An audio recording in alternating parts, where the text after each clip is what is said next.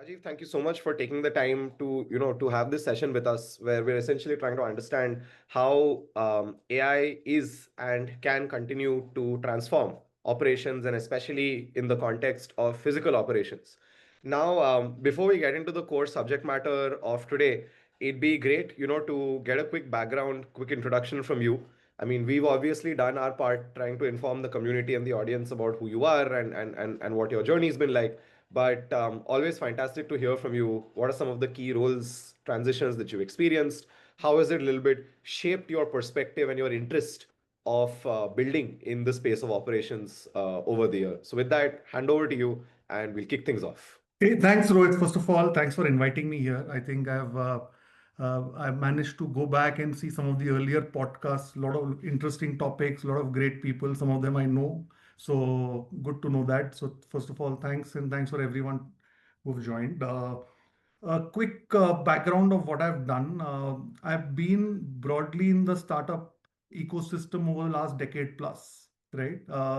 Before that, I've spent a long time in consulting and started my journey in the consumer goods space. So I'll just maybe start from right from the beginning. So maybe it will help build bridges.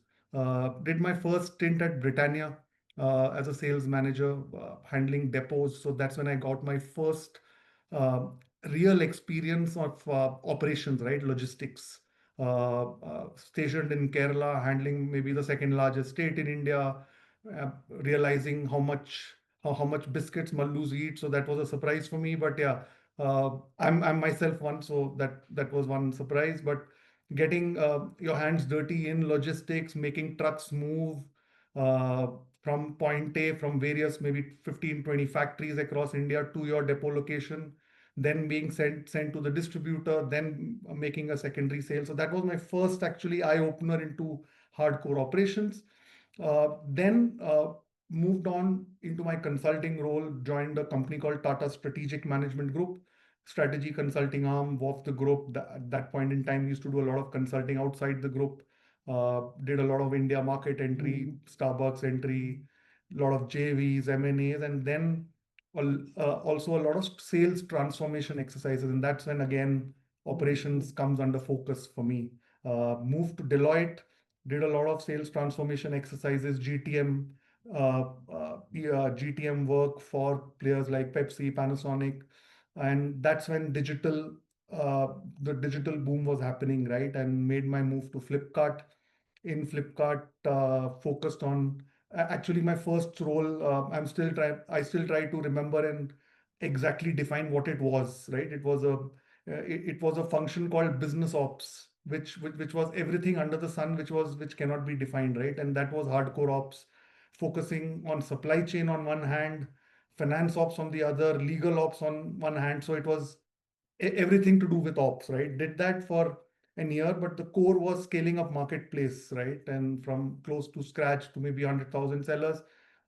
Obviously a large team, but that I was at the heart of that, right? And saw that entire uh, scale up happening from a Flipkart perspective, then moved into a pseudo strategy role in business, and then did a multiple stints of handling P&Ls in Flipkart in the electronics table. So that gave me a full sense of how to handle P&L. Then moved into ClearTrip, was leading the India business there, large business, and that's when also the Flipkart acquisition happened. So I actually joined and left Flipkart twice, incidentally. But again, so the ClearTrip business gave me a good understanding of how mature P&Ls are run, right? Flipkart was in growth phase. How you do operations in growth and how you do operations in a mature business is very different. And that's how your unit economics play out, right? That's when you're able to squeeze out every rupee. So, for example, in Flipkart, if there were 10 people doing something, just because you are focused on growth, in ClearTrip, you will find maybe a couple of people, if not lesser, right? And operations is beyond supply chain. And that's what maybe we'll delve into as we move into the next 60 minutes or so. Uh, People have this misnomer operations is all about moving goods and all. No, it's everything involving physical work is operations. So that was my ClearTrip stint. Did that, then moved to Tata Digital to set up their travel platform That was their first native travel platform. Was with them for a couple of years. Then in when I was in Tata Digital is when this entire AI burst happened, right? And being you have the advantage of being part of the Tata group, so you are in discussions with everyone at the cutting edge of AI, right? Including you talk of Microsoft, Google, whatever work they were doing, we were getting exposed to it, and that's when some of my ideas started popping up as to what could be done, and that's when a vision tech AI kind of thesis was playing out in my head. A lot of discussions in the ecosystem somehow landed up in 56 Secure. Great experience. They were doing some cutting edge stuff. Realized in that journey that B2B, the problem statements are much larger, and the opportunity and the problem, challenges, opportunity all go in tandem, are much, much larger. And that's when thought that, okay, is there a much larger opportunity, and trying to build out something in the physical AI space, wherein we are trying to intelligently automate physical workflows for enterprise. That's an ocean. We are. It's been a constant learning. I think it's been a long journey. We are still maybe at 10-20% of understanding the real problem statement, but that 10-20% is a significant amount of learning. I think that's where we are. So interesting journey. I've been, but my initial consulting stint is helping me a lot now, right? Being able to work across 20 odd sectors, having seen those operations, and it's very surprising. We all talk about a lot of advancement, but it's still how much has not changed is also a great eye opener, right? When you go on the ground, the way operations are done. Yes, you talk about all AI and all that, but still operations. What I used to do in Britannia is very much close to that, right? Yes, some companies have evolved, but you still find 80% of the industry still operating in close to what it was 15 years back. So I think that's been my journey. Great one, a lot of learnings. Yeah. Awesome. Thank you so much for that. And I think that's like the perfect segue into the first segment that we want to talk about, right? So I think we try and cover three things. Like one, given your vast experience across industries, across segments over the years, one is to get a little bit of a sense, right? What you were just alluding to, what is operations at these kind of companies, either the ones you helped build or say the companies that you were supporting as a consultant with 56 Secure, with what you're doing today at Physical AI. What does physical operations actually look like at some of these places? Get a little bit of a picture of how these things are evolving, and then we dive into the meat of the conversation where we want to understand, how can transformation be implemented? Where are the profit pools? Where are the problems that need to be solved? And a little bit also about how maybe y'all are using AI not just to solve problems, but to say run and operate and build the business in a lean, effective way itself, right? So maybe Sure. these are three broad areas we'll cover. So quickly jumping into the first one, Rajiv, you alluded to it already. Maybe give us a quick sense, right? Like diverse industries, right? You have FMCG on one side, you have e-commerce and consumer internet in the middle, and now the work that you're doing with more ops-heavy industries where you're trying to support them with AI capabilities. Could you give us a little bit, maybe two things, right? Like one, give us a little bit of a sense of what operations, right? Broadly looks like a little bit of a sense of how these things have evolved over the years, right? From human-led automation to more basic SaaS to now what you're seeing with the green shoots of like AI adoption. And also maybe layer over that a little bit of context on what success in operations or operations excellence sort of looks like, right? In these kind of industries. And then we'll get into how maybe transformation, etc., can drive a change. Yeah, so great question. Let me start with my first experience in FMCG, and I saw that play out over my Britannia stint and even in consulting, right? And how companies started getting benefits out of it, right? Now, uh, FMCG in India operates through a distributor model. We all know, right? That companies manufacture goods, they have their warehouses, and that those warehouses send goods to distributors who then send to retailers, and then the sellout happens. Now, for a long time, right, the companies used to send goods to the distributor, and that was the end of it, right? And for them, that was how revenue gets realized over time, right? Very, very evolved companies like HUL, who's at actually the torch has been the torchbearer, realize that the distributor is actually my job doesn't end by sending goods there. I need to understand what's happening at the market, right? What product is selling beyond that. And that was one, and especially, obviously, things would have happened before me, but when I was there, this entire automation of the second level of the channel became the biggest differentiator, right? So players like Hindustan Unilever went and completely digitized, brought on the distributor and the next level, which is the retailer, their data on the system. They digitized this. So if and same thing happened with Britannia, and I saw that because Britannia sort of a second mover, but did great work there. Wherein if we used to sell biscuits to a distributor, we used to have say 120 SKUs. Earlier we never used to know what was happening beyond the distributor, right? But once the distributor came live, I know what's selling where, right? And what's the movement.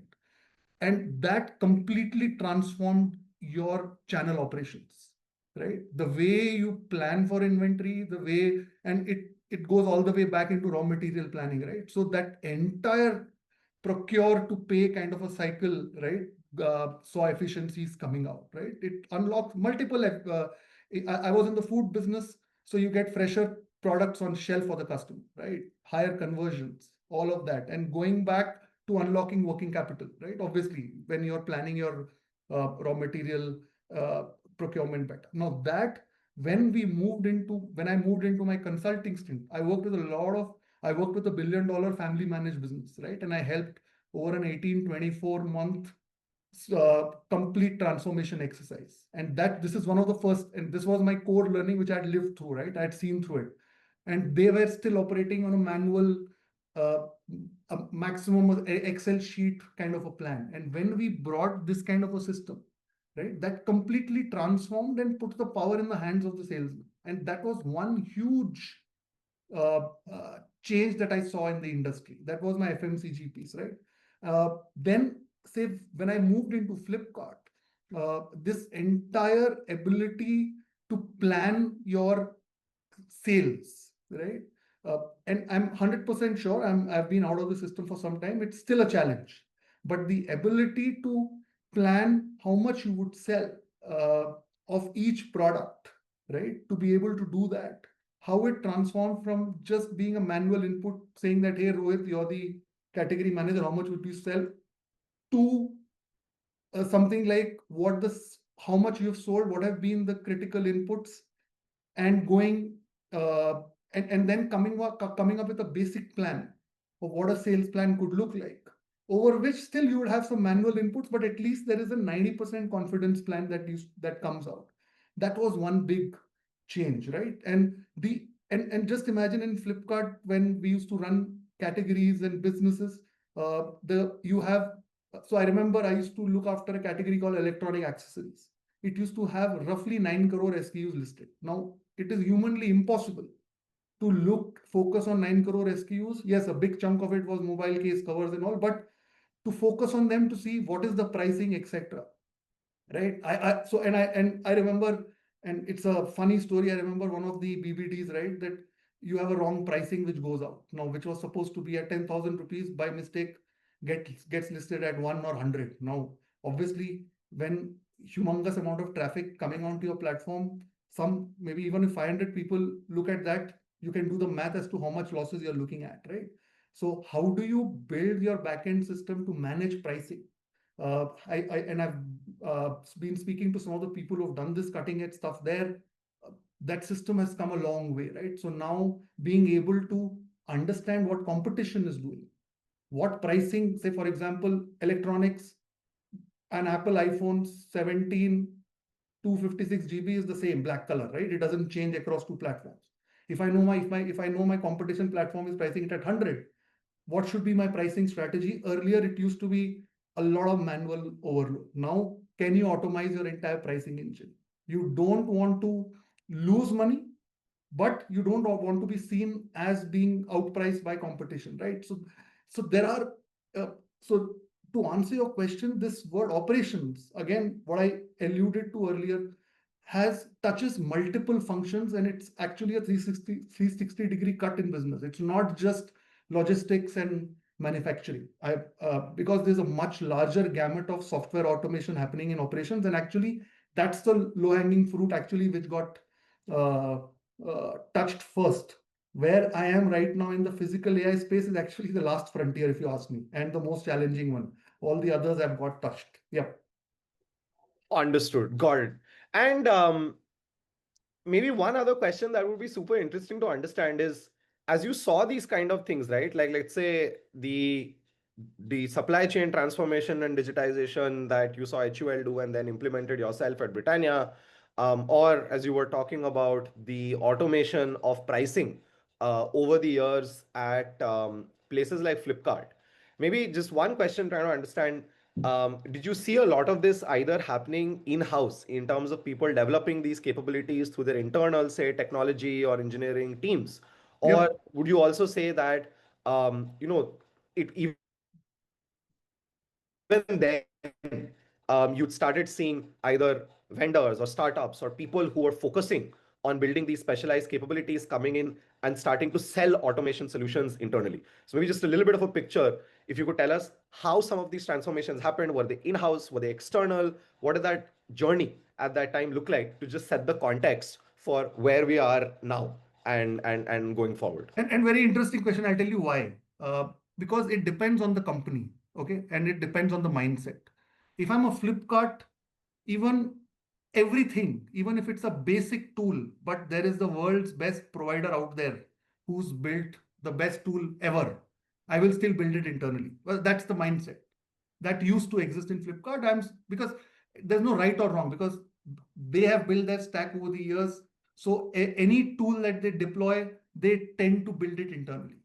Whereas when I was say in a Britannia, or maybe in a Clear Trip, right?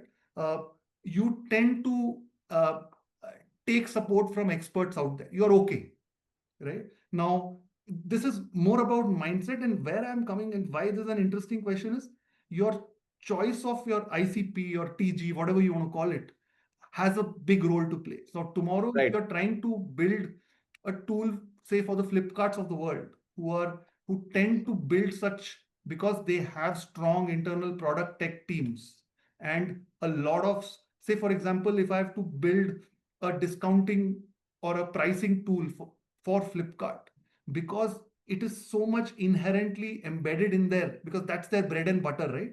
They would want to, the way they have built out their businesses, operations, etc., is so internal to them. With regulatory guidelines, we know all the jazz going around, right? So their operations is so intricate that they may be forced to do it internally. Whereas, for example, if I have to do with some other entity, right? Travel also, when I the discounting or the pricing part, I will do it internally. I will not want to bring in anyone else. Whereas if I'm doing like Clever Tab, like a platform like Clever Tab, wherein you're doing your marketing, that I may at ClearTrip I may take support from people, because there are players out there. But pricing is very core to you. You would want to keep it to yourself. So I think that's a balance. Uh, and interestingly, say for example, in my current avatar, what we were trying to do for physical AI, why we chose say physical workflows manufacturing, because that's a segment that what I'm trying to do, they can never do it. They have to take support from outside, because that kind of a skill set, core competence would never exist internally, right? But that's the easy part. The challenging part is, how do you convince them that there is value? So nothing comes easy, right? While I've Yep. Yep. chosen a TG very carefully, saying that this is something huge opportunity, they can never do it themselves, but for them to understand and appreciate what I'm saying is would be slightly tougher, right? For the lesser Got it. involved companies. Whereas if you go and tell the pricing guy in Flipkart, hey, this is my tool, this is what it does, he will get it within 1.5 seconds, right? And he will start engaging with you. But he may not buy it from you. Whereas, so that's the balance that you have to strike. And on that note, then, moving on to the meat of the conversation, which is to understand the transformation potential that AI holds, the what, the why, the how. Maybe we start, right at the fundamentals. Um, you know, you've told us obviously your interest from an ICP perspective, from an opportunity perspective at a broad level on why you're focusing on physical operations. But maybe if you could tell us a little bit, about why you decided to start Physical AI, what the business does, and what are the key problems that you think exist in the operational landscape today, that you'd want to solve, right? So I think setting some high level context for the business, and then we get into trying to understand some specific areas and opportunities for transformation. How do you pick the problem statements you want to solve? How do you think about product, GTM, and all of these things to better understand how such transformation in operations can and is being done?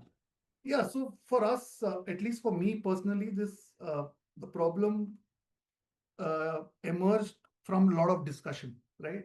So as I said, my original thesis, vision, AI, deep tech, right? And the more I understood, I felt that, say for example, to put it very simply, the number of cameras getting installed in globally would just be exploding, right? If it is already exploded, but it will further explode over time. Now, when I went deep into the B2B ecosystem, I realized that that's just a starting point. The core or the meat of, say, an enterprise, especially in manufacturing logistics, is so it's broadly called the trillion sensor economy, right? That's what we are moving towards. Now, so the core insight there was that there is so much of data which will get thrown at enterprises. What are they doing about it? Because over time, only if you are able to organize these data sets into in an intelligent manner, can you then use that data to improve yourself. Right now, what we found, and this was across 300, 400, 500 conversations, that yes, data exists. People observe it in a very ad hoc manner in case of there's an issue. So when you in a factory, if there is a safety accident, then someone would be deputed to see, okay, look at that video footage and see what went wrong, right? And then if they are able to see, then they do a reactive kind of a plug-in of that problem, so that you are reducing chances of that happening in the future. But for the way we were looking at it is that it is already happening, right? These cameras and sensors are already talking to you. What stops an enterprise from being proactive, bringing it all together, right? And then being predictive in an ideal scenario, right? So if you are saying, say for example, right, in a factory setup, there is a heavy crane, and we've seen this live. There is a heavy crane which is moving in a certain direction. By simple logic, people are not supposed to walk underneath, right?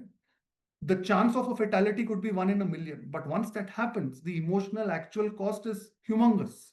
And especially for evolved companies, they just cannot bear that. And if you go into a market like the US, that's even more, right? For the obvious reasons, which we all know. So now, if you know that Rajiv Subramanian as a worker is underneath that heavy crane, right? It first of all, it's if you are on across a 50-100 acre campus and you've got about 500 cameras, it's humanly, we all know it's humanly impossible to station 100 people to keep looking at that video footage, right? And it's not even good business sense. So now, how do I identify Rajiv is under that heavy crane? Do an intelligent alert for him to move out of that space. Now, that's as simple as it gets, right? It's common sense. Now, today, it happens post facto in most cases. Just to take this simple example, how do we make it reactive and maybe going ahead, it could be predictive, wherein if Rajiv is moving towards that zone, I start doing an amber alert so that he doesn't even come under he doesn't even come into that AI zone, right? So that was the journey. So I'm just giving you one example of one type of safety incident. So if you take the broader use case of safety, it becomes much larger. And just to give you a sense, safety is just one type of operation, right? Which is run in a manufacturing or a logistics or any setup. It's also run in your offices. If you take a manufacturing facility, there are about 150 SOPs, physical SOPs, which would be run. Now, all of them face this problem. Now, that's one of the learnings, right? That don't start while we thought that we could attack all 150, but it's important to focus on one which you believe your TG is struggling with, willing to pay for, has a potential profit pool, and all stakeholders have a win-win, right? So Yep. that was the broad journey. So maybe I have jumped your question, which you might have asked later, but That's somewhat of the journey that we have taken in physical AI. Basically, starting, uh, we met B2B enterprise CEOs, COs, head of manufacturing facilities. We came in with a certain approach, but the more we engaged with them, we realized that the problem is much bigger. The Right. canvas is much bigger. So how do you broaden your canvas but still come in with a wedge, right? Mhm, And mhm. and be focused about it. Got it. Understood. And one of the things I wanted to also ask, right? Like there are so many different things as you mentioned that you could potentially operate, that you could potentially um, automate in ways and forms do in a manufacturing setup, right? Or in any sort of these industrial setups. You went after, say, the data fusion, safety, security as a wedge to sort of dive in on. As you were alluding before, you made this decision from the basis of, okay, what is an in-house capability that someone will never want to let go of or partner with for? And what is a capability that they struggle with and they necessarily need the expertise of an outsider to come and develop and implement these capabilities? Was also curious to understand in the context of the wedge that you mentioned, right? Safety, security, some of these things, given that they are such a big part of the physical operations that an ops heavy company, whether manufacturing, logistics, shipping, etc., anybody would be running, why was this a space where you got the response, you got the feeling that people were keen to sort of partner with players like yourself, rather than try and say, ki, hey, we've been doing manufacturing for 100 years, safety is part and parcel of it, so we will do this ourselves like we've done other things ourselves as well. Just wanted to get a quick Yeah, view. and so I gave you safety as an example. That's one of the two things that we are doing. But to give you a sense of the framework, right? So Yes, I'll just maybe spend 2-3 minutes as to how this journey panned out. I'll cover it in 2-3 minutes, but it obviously took much longer of to course. come to that. So Sure. the starting point, as I said, is B2B enterprise physical workflows. Now, in enterprise, you have maybe 10-12 types of enterprises, right? It's construction, manufacturing, you will have offices like that, you will have logistics. So there's a long list of broad 10-12 that can be further broken up into 130, 140. Now, as I said, the starting point was people are getting that data or seem to have access to that data, but they are not doing much about it. So where is the problem of data plenty, right? It became our starting point. Now, where is that problem? So when you go into where are complex operations being done, right? Is so we had a surrogate of the number of data points in a typical facility. That's when manufacturing and logistics threw up themselves, right? That's where the complexity arose. So we took a whole host of these enterprise segments. Okay, where is the complexity? But then there was so it's a typical two by two, right? And that's where the consultant ad comes in. So where is the need? Uh, where is the data point that is coming and where is the need, right? Once we did that mapping, so like offices also data points are coming up. But when we engaged with that entire ecosystem, we realized that it's sort of is there a need? Is there scope? The answer is yes, but the pool is limited because there are a lot of providers who are already there. So property management consultants, the biggies of the world, and there are smaller players who've taken up. So you would have in your office, right? In any office setup, people who are managing offices, right? Now they're already there and they're doing a decent job of it, right? So when you do the data complexity need versus the use case kind of a mapping, that's when your manufacturing as a use case came in, right? As a focus segment, manufacturing logistics initial. We, as per our hypothesis, yes, this could be much broader, but this is the initial wedge. Now, within manufacturing logistics, as I said, there were about 150 SOPs, etc., that we were looking at. Now, and for any new company, and that's also a learning, right? For a new startup, you need to identify your initial wedge, which slightly disconnects you from a lot of interdependencies with the ecosystem because you're small. People will not come and that okay, I'm Rajiv Subramanian, I'm building something like this. Uh, I'll partner with you, and I'll tell you why. Because in manufacturing, a lot of the manufacturing execution systems are built by the global biggies and ABBs, the Siemens, right? Could So you also maybe then take 10 seconds, Mhm. tell us what an MES is? Because it's a fairly technical aspect. I think it'd be helpful for people to just understand what an MES is, what it does. Because I think it's Yeah, yeah, core sure. in some ways And I'll try, to and everything I, you're yeah, saying. yeah.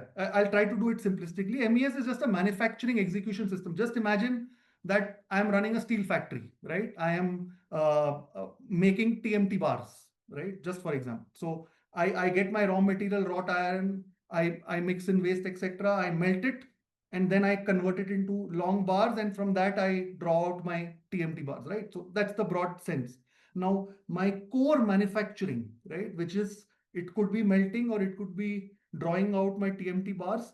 Those machines are typically built by the ABBs, the Siemens of the world. Now, these are very, as you can imagine, these are all complex, large systems, right? Large physically and very, very complex in terms of how they are interlinked between each other. Now, typically, all of this, right? I would have loved to show you an image. I've got lots of them, but if people can imagine, just imagine uh, a Star Trek scene wherein people are sitting, or maybe a aeroplane scene with a lot of controllers. It's exactly like that. So that's how even a medium evolved manufacturing setup in India is run like that, by the way. You may be surprised, right? But you have the ABB Siemens of the world who have come and installed those machines wherein temperature data, pressure data, all of that is super critical, because if you are supposed to work in a certain temperature range and it goes beyond or below, then you won't get your product. People cannot afford that. So that's the manufacturing execution system. Now, for us, a lot of the 150 SOPs are linked to that MES, right? In some way or the other.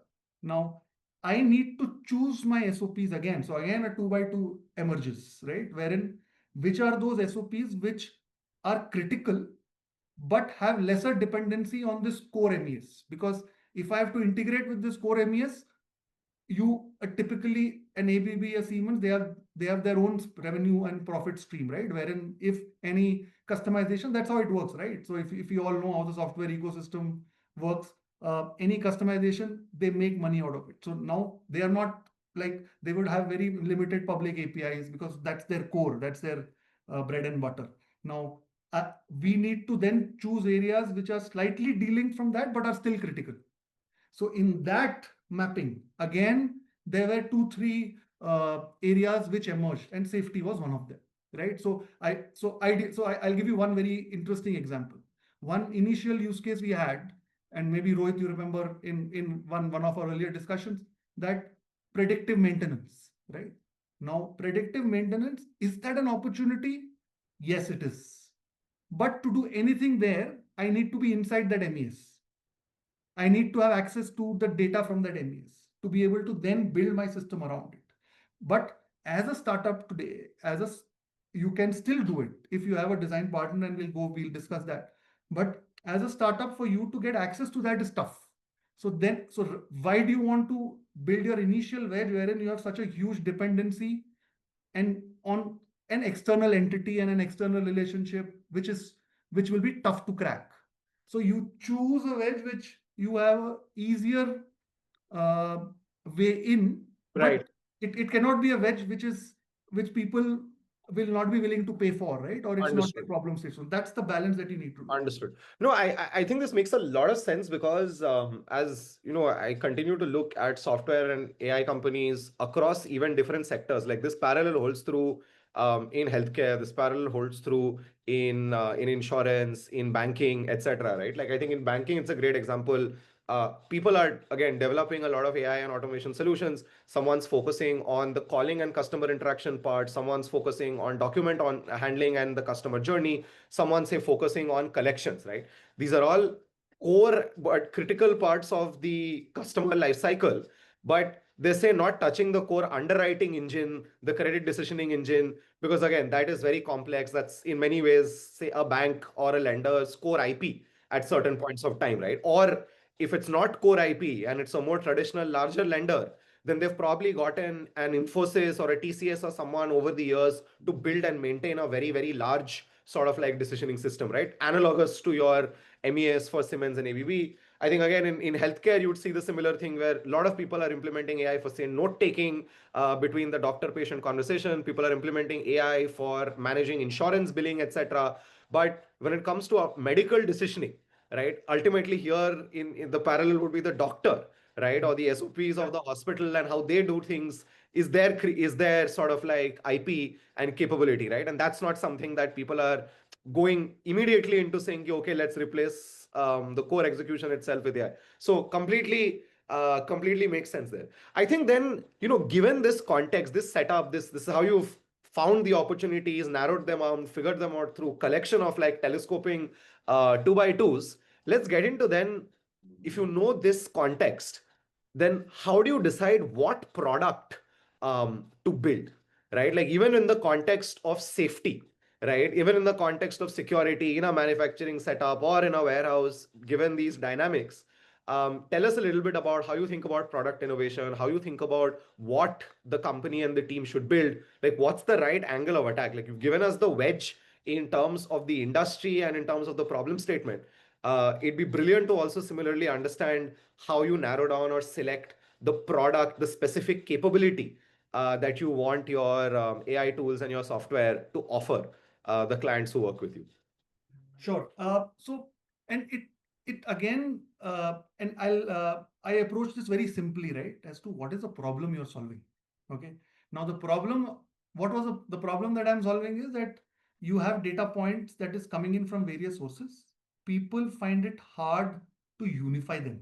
So what are you trying to do? You are trying to first unify those data points and then build something on top of them to solve for the use cases that you're trying to.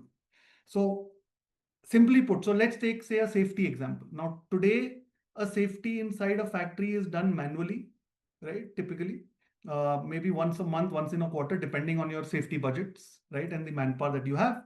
People will come and take some sort of a schedule and say, okay, is this in place? Is this in place? Is this being done or not?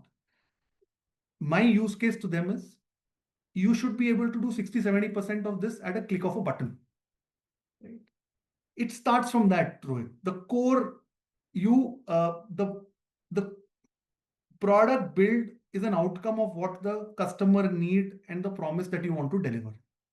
As simple as that. So the focus there is that I want to do 70% of that job at the click of a button. Okay, so and it's very simple English. Now, if you have to do that, what do you need, right? You need a unification layer where all these data points are coming in. If you need a unification layer, there is a hardware enabler that we need with open protocols, not getting into technicalities. So once you do that, you have a unified management system over which workflows are built. So for us, and maybe I don't know whether I'm answering your question in the way that you want, but for us, it was very, very simple that it was the starting point always is what is the problem that you're trying to solve and to what degree that you're trying to solve, right? It cannot be that, okay, this is the product, let's see what we can do with it. The starting point is always, and this is not just in this setup, right? It's always, even if you're building a product, if I was building, say, to give you an example, some apparel, we built the first flexibility product in travel ever in ClearTrip. Okay. It was the first amendment product that we did. It was in partnership with a large insurance, uh, digital first insurance company. But the thing was that travelers keep changing their plans. The ClearTrip TG used to be the frequent traveler. And your meetings come up, meetings get preponed. How do you change it? I want that flexibility. Now, once you do that, that was the thing. Now, the answer was not insurance. That was an outcome. The problem statement was I want to give my customers flexibility to change their flights 2 hours before their flight departure, because that's the regulatory ask. Yep, To yep. do that, I built out the product, which was insurance backed, did the math like any insurer along with our partner to build that product out so that as Rohit as a customer, 2.5 hours before the flight, if your original flight booking was $6,000, pay $300 more. 3 hours before the flight, change the flight, right? And change to any future flight. Now, Right. so the point there, it's independent of what you do at the back. That insurer is just there, right? Not the, obviously they were a huge partner, but I'm saying that is independent of what you wanted to build. Right. We did that for the international piece, by the way, and that's a very That's a different example wherein we didn't get an insurer, by the way, right? The insurer said, was the international, nobody has done globally. I cannot do it. We Hmm. underwrote it on our own to start with. As luck would have it, COVID hit and the losses were so humongous that we had to shut down the product. But if you ask me, still, the problem statement was, how do I give that flexibility to the international Right. traveler also? So I'm Right. just using that example because that's slightly easier to understand as compared to the Of complex course. world Of of course. AI Of course. and what I'm talking about. But so the starting point is, that is the problem that I'm looking to solve. How do I solve it? Right? Understood. And how do I build it out? So I'll tell you, and this is one more nuance there, as to when you identify the problem, speak to customers, but please speak to stakeholders also. You, the stakeholders will give you insights that the customers will not. And I'll give you an example. Physical AI, when you are running a factory, I'll ask you, hey, what's your problem in life, right? You will say, safety. You will say, I don't know whether my workers are working, or I don't know when to maintain my machines. Those are use cases, right? Preventive maintenance, like that, 100 of them. But he will never say that how easy or difficult is it to deploy any solution, Right. which the Right. stakeholder will say. So when I spoke to stakeholders in the US, this he said, yes, boss, these use cases are right, but the core juice is how easily friction in a frictionless environment can you get a solution up and running. Right. Can you do that for me? If you do that, then I'll be your technology partner. I'll take you on. Just in simple terms, Got right? it. So Got that it. insight the customer will never give. Or even if a customer gives, the CIO of the customer will give, the CEO, COO will never give, because he's disconnected from that problem statement. He's only connected to the operational problem state. So I think that identifying the problem, the right problem, not deviating from that problem as much as possible, because experience tells me that more often than not you're pushed away from that problem statement because of Got it. constraints, etc. So I think Got it. for me, and I'm not a core techie, right? For me, and that's helped me to some extent, wherein I'm able to hold ground saying that no, this is the problem statement, let's not move away from it. If I'm moving away from it, I would rather not do it.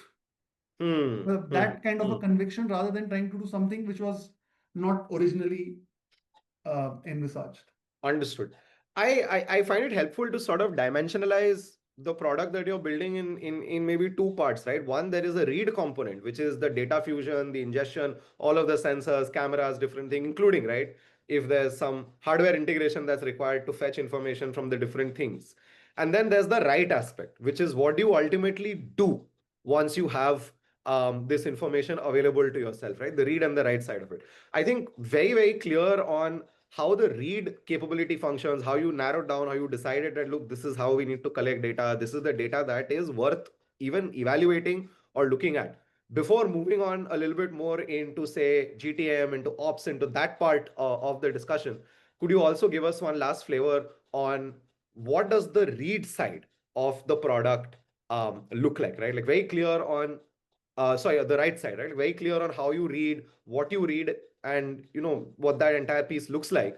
But on the right side, on the outcome orientedness of what you manage to deliver for your clients, be helpful to understand a little bit about what you've decided to build, some insights on how you this, how you chose, right? Like this is what the stakeholder, the customers will actually benefit from on the right side once we've been able to unify and analyze all this massive amounts of data for them.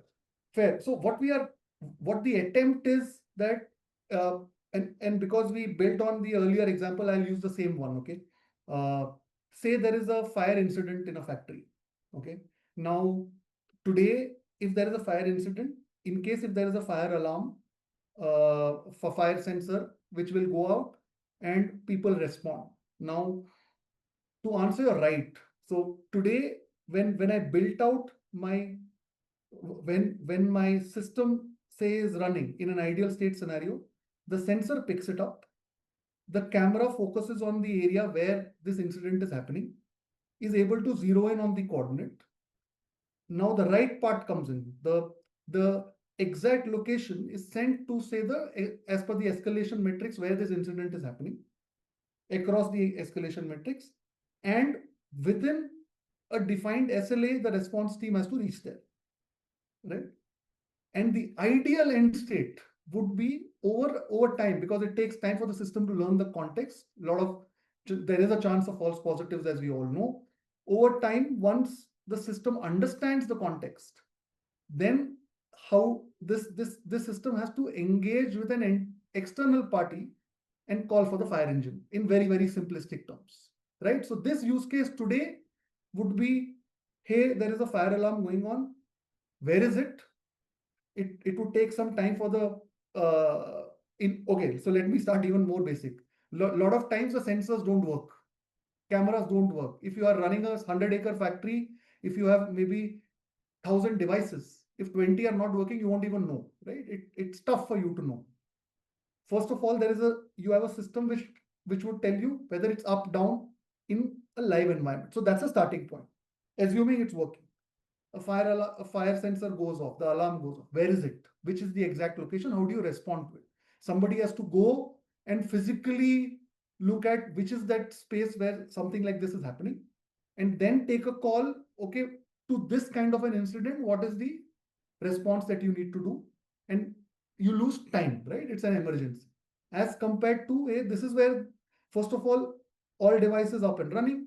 This is where the sensor has gone off, being able to zero in on the exact location.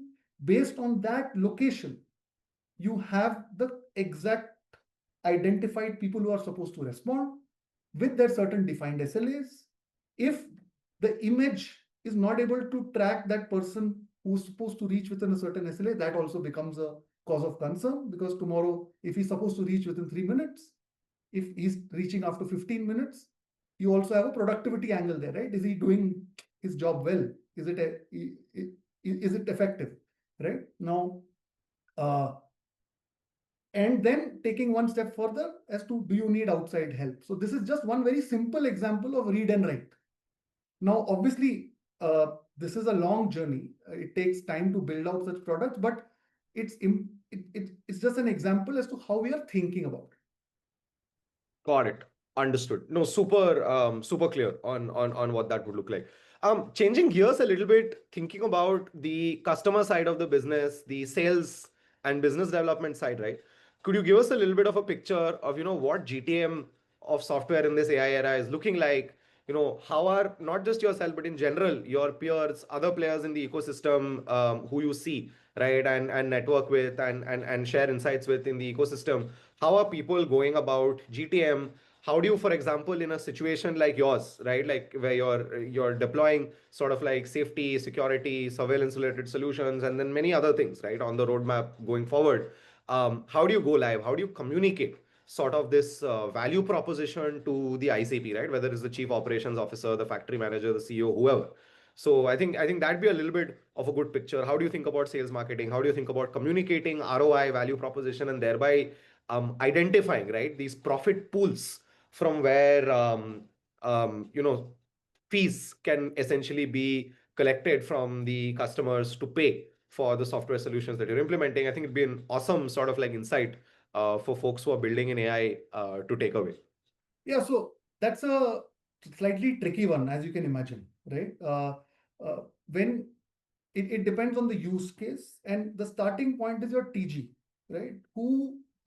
What TG have you chosen? And I'll tell you one very clear sort of a framework, at least, that I tend to use. Say, for example, if broadly, if you break up a customer population into large enterprise, say medium plus, medium minus, and SMB. I'm leaving out the bottom end mom and pop, right? In B2B. Now, the crucial starting point is, who amongst them are you targeting, right? Because very clearly, the way you pitch to who you pitch will vary substantially based on that. Okay. So as a startup, uh, very clearly, initial 10-15 customers are always through network and referral. Always, right? You can expand that number for sure, but it will not be lesser than that, right? That's been my learning, right? So for those initial 10-15 customers, again, where is your who's your end customer? If your end customer is, say, large, that's where you want to end up. That's what you're building the product for. Then you need to start your journey with medium plus for sure. And this is, but it's not my insight. This insight was shared. So I attended a talk by Dheeraj Pandey, and he this is something that he shared, and it stuck in my head that you can never jump 2 levels of this hierarchy. Impossible. Can you do it? Yes, it's possible, but probability would be against you.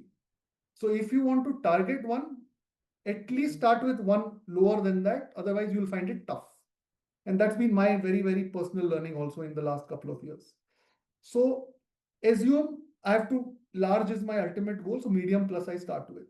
Now, in that medium plus, you have to approach the ultimate decision maker. If you're selling, see now, you've had your interviews, practitioners, all of that to understand what product you're building. In that, you would have spoken to CEOs, owners, proprietors, right? Globally, in India, whatever. But now you are in sell mode, right? Now you want to go and say that, hey, why don't you work with us? In our stage, we are we are building it out, so it's a design partner discussion. But I have thought through how those discussions have happened, and in my earlier startup, as to how do you have those discussions. In a mid plus, you would need to speak to the ultimate decision maker, who would be the owner of the business. Uh, it becomes very tough if you go any other route uh, to start with.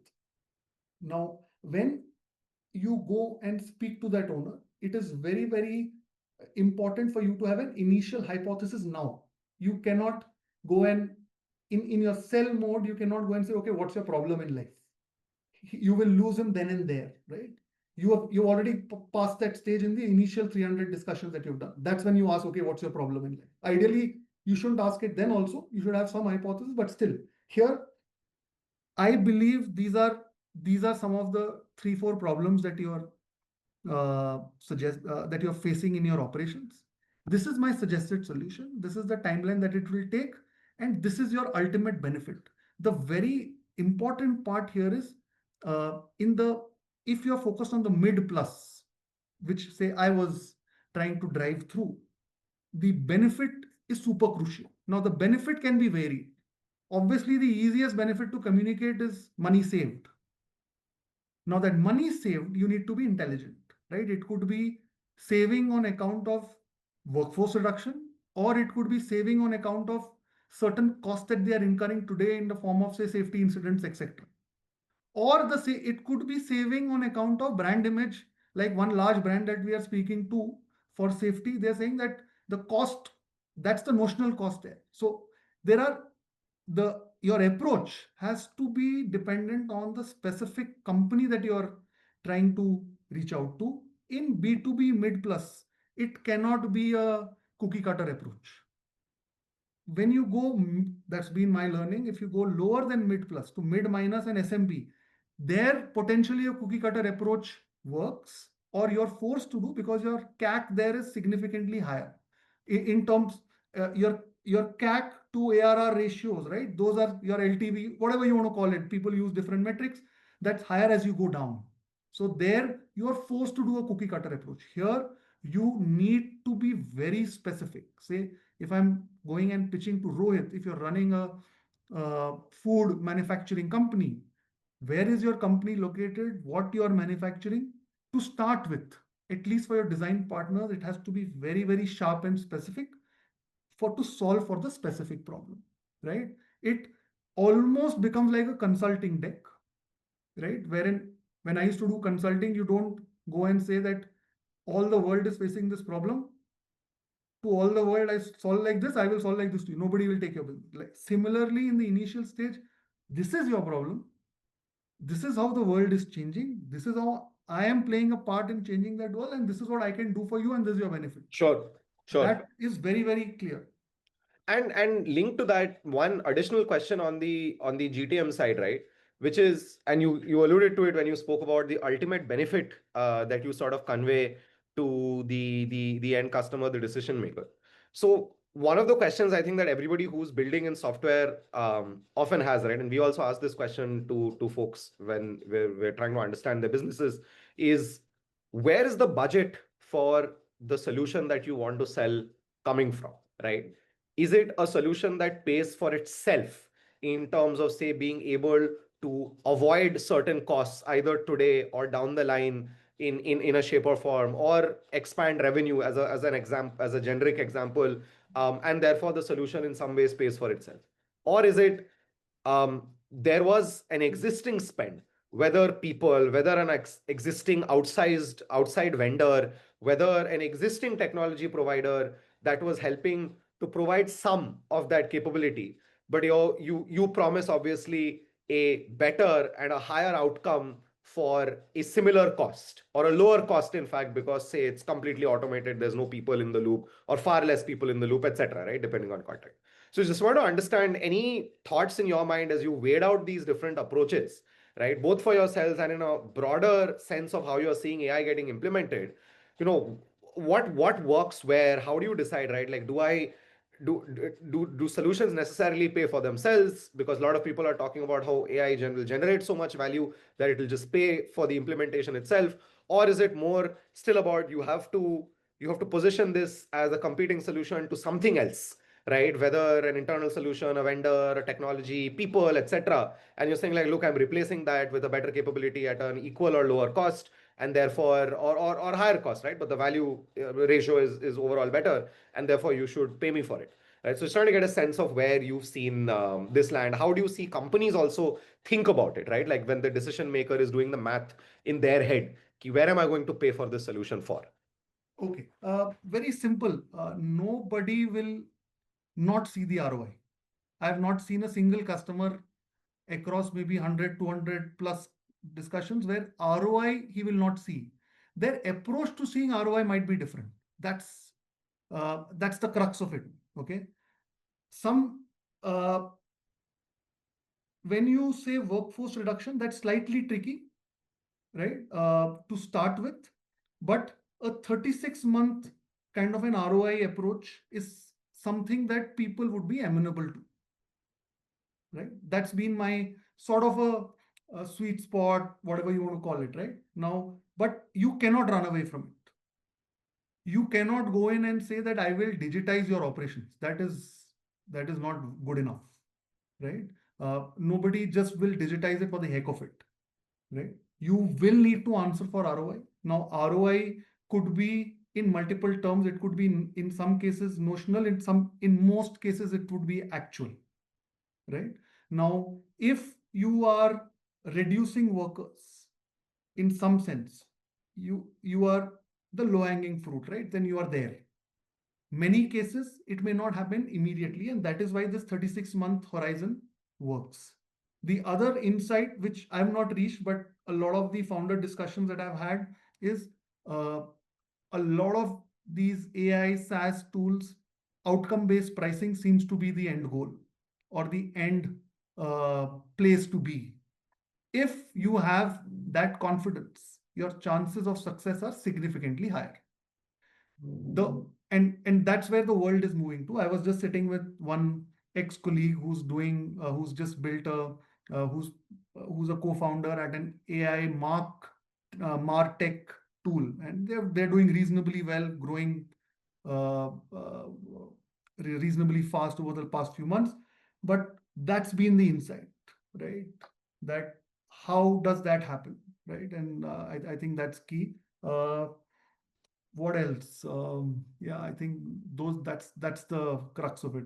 Got it. Understood. Understood. Very clear. Moving on to thinking a little bit now about the ops, right, of actually deploying software or a digital solution in what is a very operationally heavy setup. I think implementation of technology, especially frontier technology like the kind that you're talking about, is obviously like challenging, right? It touches a lot of different parts of the system. It involves a lot of moving parts, right? And as you said, there are not just the decision makers, but then when you're implementing solutions, you have to also work with the stakeholders on the ground to drive adoption, all of these things, right? Could you give us a little bit of a sense of how you approach this whole context of implementing a solution, right?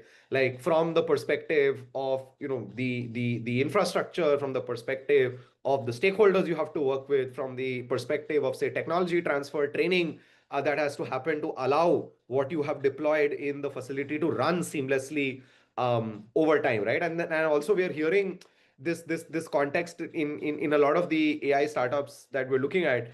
in terms of, say, time to value, right, being very, very fast. Because I think while it is clear to people that AI is doing a lot of interesting stuff and it will potentially add a lot of value, of course, there is resistance, there is skepticism that exists in pockets, and often people don't believe it until they see like a quick win sort of getting delivered, right, in some shape and form. So just want to understand, how are you seeing this happen, and specifically also how are y'all approaching this yourselves at Physical AI? Yeah, so I think the starting point of that is any such rollout has to have a pilot approach. Nobody will come and give you a big chunk of their operations and saying, okay, please transform for me. Be ready for it, right? Be ready.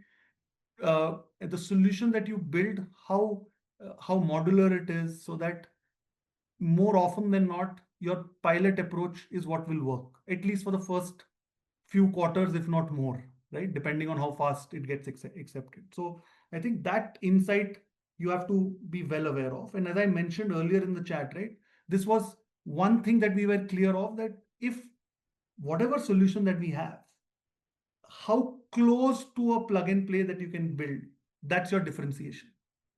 Because people, first of all, will not give you a big chunk of their operations to start with. And secondly, if you are replacing something, they will not let go of that before they get confidence in you. So you have to be rest assured of both these two facts. These are facts on the ground. Now, how have you built your environment? How are you architected to do and gradually expand? And that's your ARR increase strategy and all of that.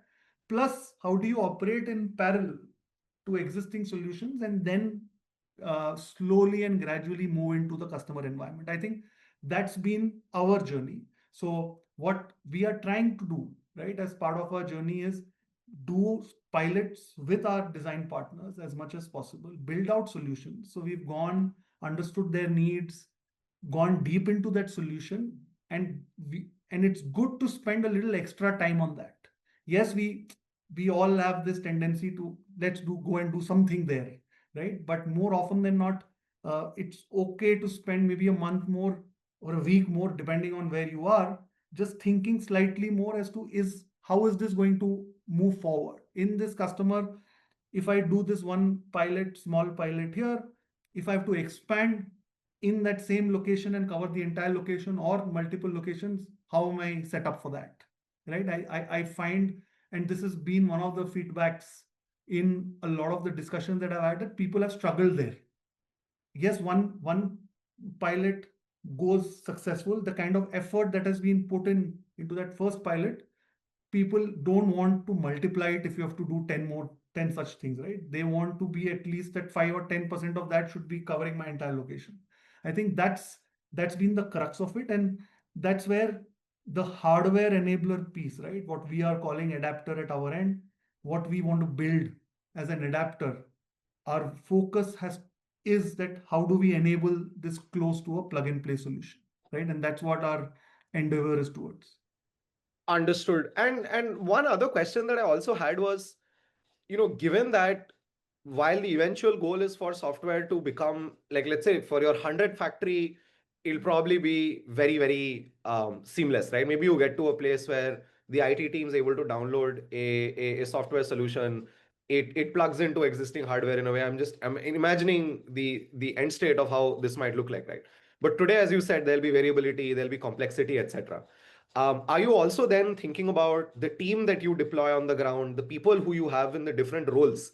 That despite being essentially an AI software company, there are ops folks on the ground who you need to also have to be able to execute this, right? Like with Palantir and a lot of companies, we're seeing this whole concept of the forward deployed engineer. That hey, Yeah. it's not going to be like traditional SaaS where we give you a tool, you download it, and then you continue to work with it. It is necessary to handhold customers on the ground. It is necessary to interface with people who are going to use the solution, to train them, to educate them on how the whole thing works, right? So I was just curious to understand how you think about the resourcing and staffing requirements in this paradigm. Yeah, so frankly, Rohit, there are some thoughts there. Time will answer that question very, very specifically, but I'll tell you what the initial thoughts are, Yes. right? Maybe to some extent, we are at a position or slightly advantageous position that, say, for example, I'm sitting here and I'm building it out for the US market or India market, there is an on-ground channel that exists already, which is doing this stuff to some I extent. see. Okay. Okay. I won't use the word engineers, but say in India, these are called system integrators. In the developed market, they are called managed service providers. So Right. they Right. would they Yes. would typically go, and they are the guys who are installing cameras and is in sensors and trying to help some of these customers today already. So they are already on the ground, right? Right. Right. So that was, and I didn't mention it earlier. That's one additional input into the framework, Sure. Sure. Sure. right? Which helped us say that, okay, this is how we operate. Does that mean that I don't have a final answer as to if this model were to evolve 5 years down the line, what kind of resourcing I will have on the ground? I still don't know. But the starting point, there is a support mechanism already that exists. But Understood. having said that, that support mechanism doesn't include, especially in the Indian ecosystem, doesn't include high-end resources. These are Right. guys who very well understand the context of the customer on the ground, and they understand the hardware ecosystem. So just imagine a very, very evolved electrician. So just to visualize in your head, right? That guy is that. Now, he's not a software guy, but you can train those guys to deploy softwares and make it operational. But if there is a bug on the ground, you can't expect that Of guy to course. come and solve for it. Now Of course. that's a balance that we need to do, right? And that's how, and that again is a question on the product that you're building as to how well you're able to do it, how much would be remote versus on ground. I still feel in a product like this, there would be an on ground kind of a support, but whether it's 20/80, 50/50, or 80/20, I think that over time, Sure. the kind of use Sure. cases you gravitate towards, the kind of customers, I think that would Understood. decide at that point in time. Understood. And one of the last questions that I had on this element is you spoke about pilots, you spoke about design partners. I think it's become very clear, right? Like that, especially with frontier tech, it's important to have an early believer, an early adopter, and an example, right, of a high stature that you can point to your next 10 customers and say, if X is doing it, how can you not, right? Hmm. In some shape or form.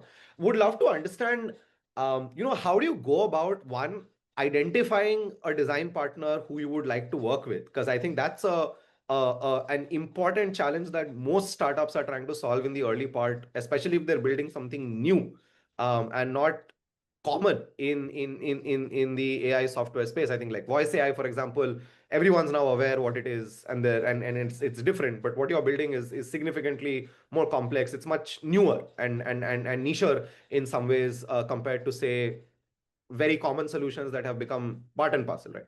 So especially in this context, how do you figure out, who your design partner should be? And I think another one that's very interesting is, how do you get them to become a design partner, right? Like, I'm sure any top manufacturing company today is getting approached by dozens of different players saying, hey, we have solution X, we have solution Y. They all want this large company to be a design partner or a pilot partner. And sure, the company is not going to work with just one, they're going to work with a few, but they're not going to work with all 100 people who approach them, right? So wanting to also understand that in some ways, the design partnership is also the first sell of the concept that you make in some ways. So just wanting to know how one So should go yeah, about this. no, understood. So I think lots of questions there. So let me start with the design partner choice, right? Yes. Uh, it also depends on the founders. As I said, your first few design partners are network referral, 100%. Now, uh, I get it that, say, for example, I come with 20 years of experience, my co-founders come with similar experience. So you come in with a lot of network, right? And you deploy that to get your design partners in. Now, there may be a lot of young founders. Now, that's when those young founders need to reach out even at an initial stage. And this is based on my chats with some of them as to how you build a support advisory ecosystem, even at an initial stage. And these could be just well-wishers, right? Who are working with you and helping you in building out that. And maybe you leverage their network. So frankly, I didn't have that problem. Yes, I'm still, obviously, I don't have 100 customers. We have a few design partners, but I've still not uh, dipped into my entire network, right? That's the fact of life. And sorry, what was your original question? Just trying to remember. So I think one was how you select the design partner. Second Okay. is how do you get them to agree? Because what I Okay. was saying, because Yeah. what you were just saying, right? Like even for the younger founders, you have this network of people who you want as advisors, well-wishers. There's a degree of evangelism that needs to happen, right? You need to get people at the very early onset to believe in the concept, to be willing to give you a shot at say, okay, come spend 3 months testing this, trying this at my factory, let's build it out together, and so on and so forth, right? There's also this context at times, and I've seen it in some of the places earlier in my career where I worked at, people are also very protective, right, of technology. So the idea that, hey, you will come, you will build something with me, and then 10 of my competitors are also going to have a similar solution in the future, it's difficult, right, for people to wrap their heads around. So just wanted to figure out, what are some of these dynamics that you have to Yeah. Okay. navigate Fair point. Fair to point. implement, and how do you go about it? So first and foremost, let me debunk this idea again, right? I'm sure all of us know. Ideas are mean nothing, right? So please, you can think in your own head, sitting in your own house, in your room, thinking that, boss, I have the idea to change the world. That has no value. So that's point number one. Uh, Execution is key. Okay, that's the most important. Second, uh, like I'll give you an example of what younger people who worked with me, so they were in my team and now they are founders. They reach out to me. Now you will never go and advise someone you don't know, right? Because you don't know, to sorry to use the word, shit about them, right? You don't know what you'll get into. So you will advise people that you know. Right, So if right, your prior boss or maybe colleague or stakeholder whom you know or you worked with, right, reach out to them, it's okay, right? Share your idea openly. And that's, for me, the biggest sticking point I've seen is people somehow feel that if I share my idea, right, right, in a week's time 10 such startups will spring up, which I don't know, I understand how that happens, right? But still, so please speak to as many people. You'll be surprised the value that you get, more than what you dissipate or you lose, right? So that's point number one. Use your network. It could be your earlier colleagues, all of them. Just reach out and try and build that network out, right? For that, you may have to pitch to them. Use it as a building block or a mock pitch, right? That you might do to investors later. It always helps. I have done it. I have made hundreds of thousands of presentations, but still, when I reached out to my network, I use that as a mock. right. Point number one. Your first question: who should your design partner be? Now, as I mentioned, the framework of choosing manufacturing, choosing use case, and in for that use case, understand which is that sector where the use case will be more predominant Right, right, in manufacturing. Right now, in that, you have your framework as to who your ideal design partner should be. Now, the fact of life is you don't have that choice. You are limited by your network, as I said, because that's your only way for design partners. So you have, but that doesn't mean you don't have a point of view of who your ICP is or your ideal design partner is. You have that, list down the companies, then you go into your network and see, okay, which are the companies that you can reach out to, sure, sure, which sure. one, which few, which would come closest to those. Right, That's what you choose. It's not rocket science. Have your ideal design partner, have your list of network referral where you can reach out to.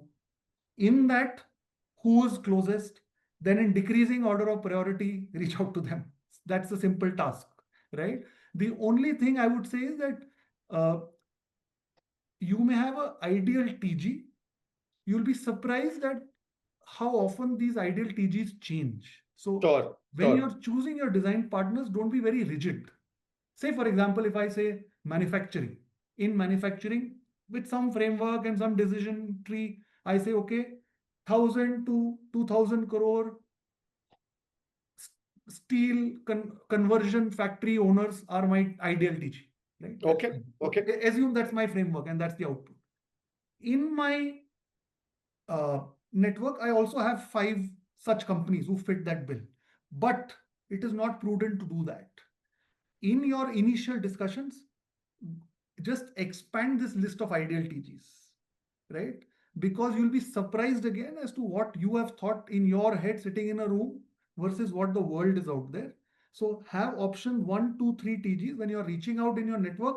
Try and expand that list, right? Reach out Right, to multiple such TGs So, like for example, if 1,000 to 2,000 crores steel, garment was number two, and food was number three. So if I had already five design partners and my bandwidth was allowing me only to do five, and I had five steel guys, I would not speak to all those five. I will speak to only two out of those or three out of those. I will choose one each in garment and food Right. to expand, because if your vision is to create a slightly more horizontal product, if you speak to only the steel guys, point number one, you may end up going in a very narrow direction. Tomorrow your ability to broad base would be limited. Now, I understand. and point number two, if you have that narrow vision of steel, but you go and speak to them and you realize it's not working out, then your time, and if say time is of essence, etc., you may lose those 3, 4, 5 months for that entire discussion to happen. So have those option 2 and 3 discussions live. It will help you Right. tap into it, in addition to giving you that additional insights for a more better least common denominator. Understood. Understood. And the second part of what I asked, which was how do you get someone to agree to be a design partner? How do you close the first sale to a design partner? Would love to understand what your experience Yeah, has so been I think, like and what you're yeah. hearing as well. So again, not rocket science. Yeah, you have to be. The simplest thing is to be completely honest about it, right? Saying that, hey, if depend on which stage of your build you are, right? Say worst case scenario, hey, I'm pre-product, I'm building it out, I am, uh, but this is my intent, this is what we want to build out. You should have that clarity of thought, so that you cannot give a vague 80,000 feet view that, okay, this is what I'm building, and expect him to agree. Even if he's your Right, friend on right, network, then you are losing credibility there. You should be able to build out, even if you're pre-product, you should say that this is the exact thing that I would do. Yes, it may be you may have a tolerance level of 20% here and there, but this is what I'm looking to do. Number two, you are my design partner. Please, and he should say yes only if he's interested in that. Otherwise, it's a lose-lose, right? Otherwise, you will get the wrong product inputs, and he will not have the necessary investment of time and resources to make it work. But if that problem statement is live for him, this is what I want to do. I will build out this product. You are my initial design partner. The initial, say, setup costs, again, it depends on negotiations, your ability to invest, runway, all of that. But I will take up these costs initially. Eventually, once this product becomes live, you, as my initial design partner, would have a 80% pricing discount for the next 3 years, right? Till my next right, version comes out. Now, this right, don't leave things to judgment, or leave it, don't make things subjective. Be objective. People appreciate it, because then they are also running businesses, and they are also running against time. They also don't like vagueness, right? So be specific. right, I am pre-product, this is what I'm building, this is my final end state, this is my broad roadmap, 6 month, 1 year, 2 years. If I partner with you in 2 years, I'll be able to potentially transform the way you operate. These are the benefits that you will get. But in that, these are your investments in terms of time, resources, etc. This is the kind of governance mechanism we want to run, so that right. the right product gets delivered. These are the cost implications for you. I cannot take all the costs, sorry. I am too small for that. But are you willing to make this kind of an investment? It cannot be humongous. So you have to balance that out. But this is how typically a good conversation might go. Got it. Understood. No, perfect. This is absolutely brilliant. I think super helpful for the audience to get this broader perspective. I have one last question. It's a difficult question, but it's a question I like to ask everyone who's building in the AI space, because I also don't necessarily know the answer to this particular question, which is how do you think about defensibility at this point of time? How do you think about moats in a world where technology, software based capabilities that even you rely on to be able to say build out your product are changing so rapidly, right? Like one could be, obviously I'm curious to your answer, that look, it's no different than it was before. It's literally exactly the same, or there's a different insight that you've been able to collect as you've been speaking to so many hundreds of customers and the different design pilots that you're working on. A little bit of a flavor, even if very early. How do you think about slightly longer term defensibility? How do you think about mode? how should people approach this aspect broadly? So as you said, it's a tricky one. The universal mode that will work in this space that I've come across, and I've worn my consulting hat multiple times to answer this, is uh, the universal fact that in 2 years' time, the kind of platforms, models, whatever you want to call it, depending on where you're working, would be to the order better than what it is today. So think of that universe and how your solution will work in that universe. Don't think of it for today, right? And if you build it for today, then you will be surprised how that mode disappears. If you are building it for that 2 year hence, so see, we've all been here for 2, 3 years, right? We've seen how things have changed over the last 2 years, what is happening. You can be rest assured that the next 2 years and the 2 years after that will be faster than that.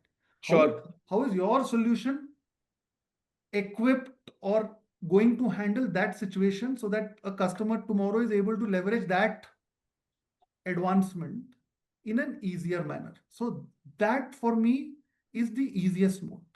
The second mode is starts with the problem statement. Say, for example, uh, how I mentioned how easy is it to deploy your solution? How frictionless is it?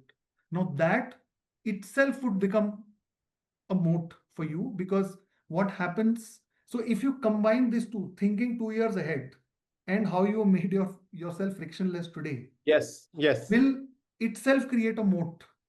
Now this is very specific to the use case I mentioned. Now like that, each use case would be different, Sure. right?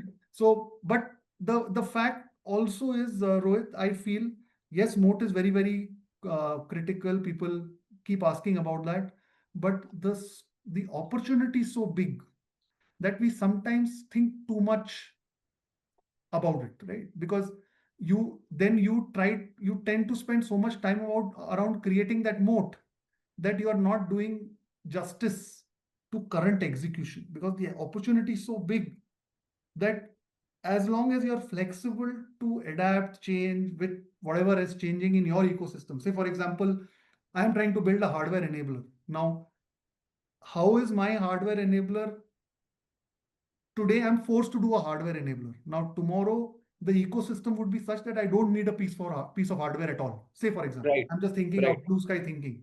Now, is how would my solution be different tomorrow if my hardware is not required? Would I still be in the game? So then the SaaS that you're building should still be frictionless, right? How do you build that out? Now that's the question that you have to solve. That's the question that I'm asking myself. Like that, similar questions would be asked. Got it. Got it. Understood. No, absolutely, absolutely brilliant. As we come to sort of the end of the discussion, and I do recognize that we're a fair bit over time, which is a good thing.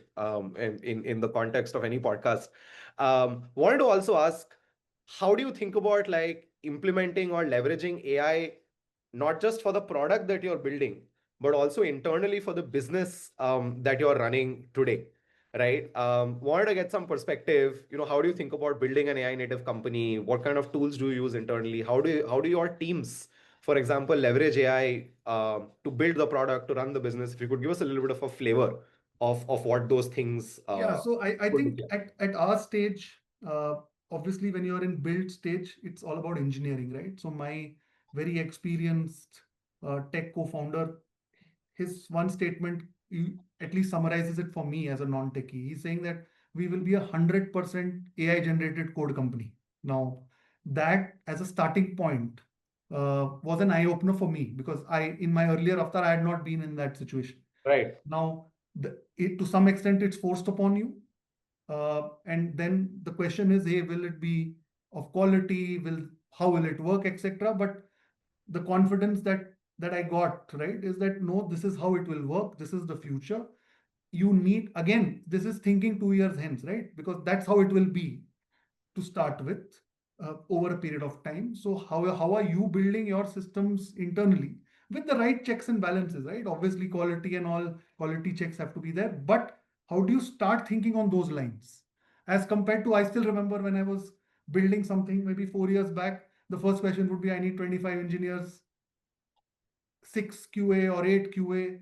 without this I can't progress. As compared to this discussion, there was, let's start with one or two, right, and then see how do we want to build it. I think that's the current state, and that's very specific to the stage that we are in, right?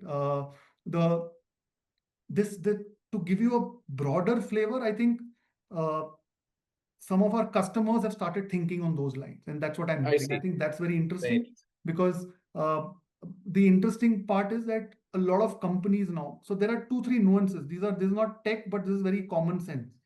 If you are approaching a design partner, and if the second generation is taking over, go all in. your your reception would be much better, right? Right. If Right. so just that's a very commonsensical statement, but you'll be surprised as to how beautiful it is, right? When you go in and you see that new generation is taking over a business, the acceptability of a solution would be much higher. So keep that in mind, right? The second part is that people have started uh, putting AI budgets now, right, as a separate budget. Now it's and saying, and it's an open budget, can be deployed in any part of the ecosystem. Now these are some of the interesting tidbits and facts that anybody should be aware of, so that Right. in your discussions you ask the right leading questions so that you are able to position it correctly, right? I think these are Got some it. of the nuances that I've picked up. Got it. But yeah, I think that would be my point of view. Understood. Awesome. I think with that, we are at the end of the discussion that we had planned. Once again, thank you so much, Rajiv, for taking out the time to have, this brilliant chat with us. And it was extremely insightful from a product perspective, technology, operations, and then the overall sort of like, I think, framework or philosophy with which you and the team are approaching, building out this AI startup.